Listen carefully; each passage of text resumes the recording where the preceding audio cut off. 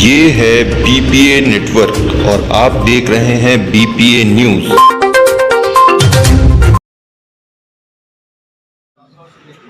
नमस्कार, आप देख रहे हैं बीपीए न्यूज़। देश का सच दिखाते हैं हम। कानपुर से संवाददाता अब्दुल निसार की रिपोर्ट। वो कहावत तो सुनी होगी आपने, आम के आम गुठलियों के दाम। जी हाँ, राष्ट्रीय शर्करा संस्थान कानपुर को चीनी उद्योगों के कचरे से एक और मूल्यवर्धित उत्पाद बनाने में सफलता मिली है। प्रोफेसर नरेंद्र मोहन और डॉक्टर विष्णु प्रभाकर श्रीवास्तव के मार्गदर्शन में कार्यरत सीनियर रिसर्च फेलो सुश्री शालिनी कुमारी ने चीनी कारखानों में बॉयलरों की फ्लाई ऐश राख से नैनो सिलिका पार्टिकल्स बनाने की तकनीक विकसित की है। वर्तमान में इस फ्लाई ऐश को उद्योग आमतौर पर भूमि को भरने के लिए किया जाता था और चीनी मिलों में सामान्यतः इसे प्रदूषण का स्रोत भी माना जाता था। इसको बाहर फिकवाने के भी पैसे पड़ते थे। अब इसको राष्ट्रीय शर्करा संस्थान के निदेशक ने बताया कि चीनी कारखानों में ईंधन के रूप में खोई का उपयोग करने वाले बॉयलरों से प्राप्त ऐश राख से सिलिका की मात्रा को देखते हुए पिछले 2 वर्षों से इस परियोजना का काम कर रहे हैं और अब कम लागत वाली तकनीक विकसित करने में सफलता मिली है। आइए सुने क्या कहा इसको लेकर। और उस हमने स्टेम टेक्नोलॉजी इस्तेमाल की है, एक्सरे डिफ्रैक्शन। तो चीनी मिल जो है वो अच्छा करेंगी और चीनी मिल अच्छा करेंगी तो गन्ना किसानों का पेमेंट बेहतर होगा, समय पे होगा और अच्छा होगा। माने हम ये मानते हैं कि चीनी उद्योग या चीनी मिलें और जो गन्ना किसान है वो दोनों एक ही सिक्के के।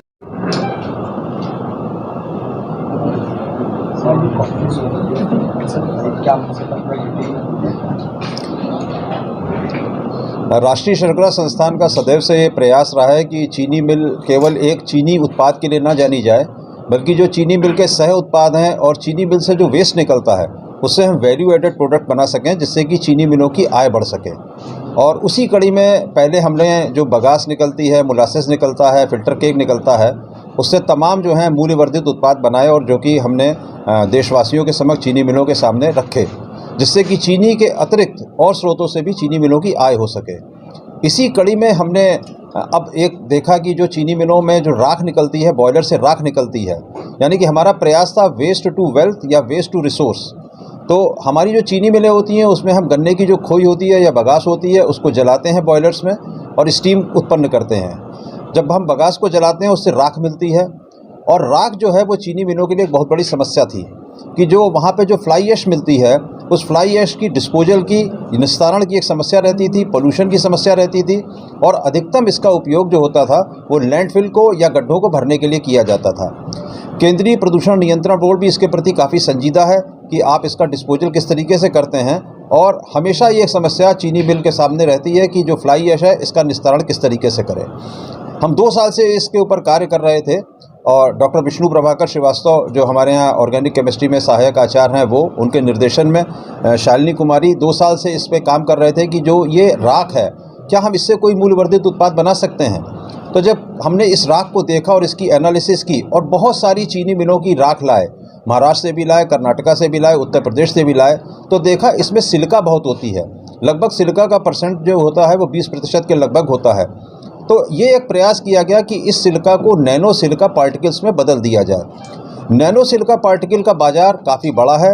इसका इस्तेमाल जो है वो नैनो फर्टिलाइज़र बनाने में, पेंट इंडस्ट्री में, लिथियम बैटरीज़ में और पोल्यूशन कंट्रोल में एक एब्जॉर्बेंट के तौर पे किया जाता है। तो यानी कि काफ़ी बड़ा बाज़ार है और बाज़ार में इसका दाम जो है वो 700 से लेके 1000 रुपये किलो तक है। तो इसके ऊपर दोनों लोगों ने काम किया। इनके निर्देशन में डॉक्टर विष्णु प्रभाकर के शालिनी कुमारी ने काम किया और इसमें तमाम एसिड एल्कली हीट ट्रीटमेंट किए और जो इंटरमीडिएट प्रोडक्ट आया उस इंटरमीडिएट प्रोडक्ट को इन्होंने एक सर्फेक्टेंट और ब्यूटेनॉल के उपयोग से इन्होंने नैनो सिलिका पार्टिकल में कन्वर्ट कर दिया।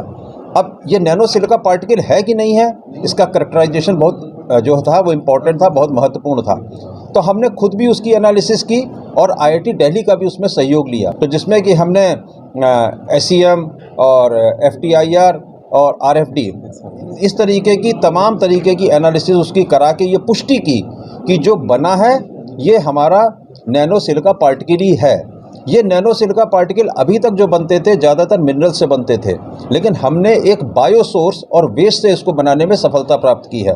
क्योंकि गन्ने की खोई से बना तो ये एक रिन्यूएबल सोर्स है, बायो सोर्स है, और एक राख से बनाया तो चूँकि राख की कोई कॉस्ट नहीं थी बल्कि चीनी मिलों को इसके ऊपर व्यय करना पड़ता था डिस्पोजल के लिए, तो जहां 700 से 1000 रुपये कॉस्ट है पर केजी की, तो हम समझते हैं कि एक बहुत ही चीप, बहुत ही सस्ता विकल्प हमने जो है वो चीनी उद्योग और देश के समक्ष रखा है।